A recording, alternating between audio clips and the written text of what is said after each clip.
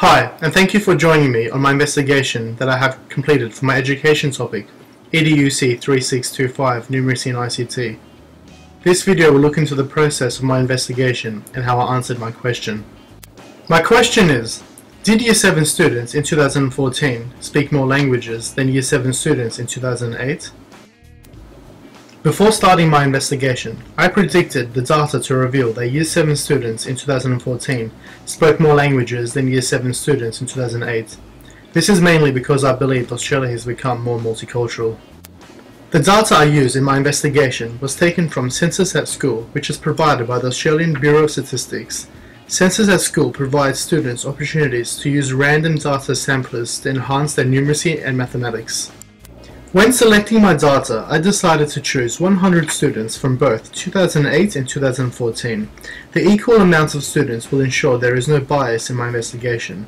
To begin this investigation, let's open up our notebooks.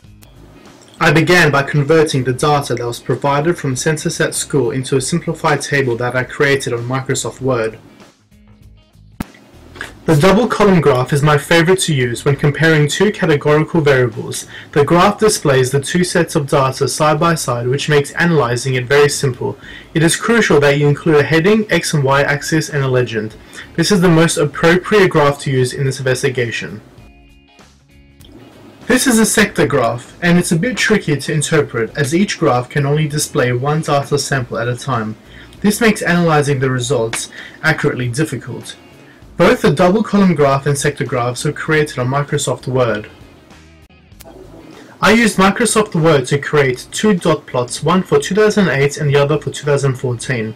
This is similar to the sector graphs by displaying one data set at a time, making analyzing difficult. Each black dot represents two students, while the white dot represents one. The stem and leaf plot is the least useful graph when it comes to interpreting this particular investigation, as the results are all in single units.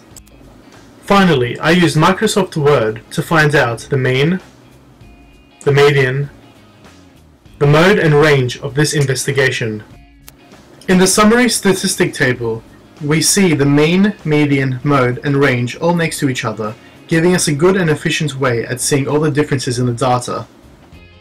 After taking all the graphs and tables into consideration, I am happy to conclude that my prediction was correct. More languages were spoken by Year 7 students in 2014 than there were in 2008. It is important to note that although the number of languages being spoken has increased, we shouldn't generalize or assume that this trend will continue and the numbers will increase from year to year. Thank you for listening. Created using Powtoon.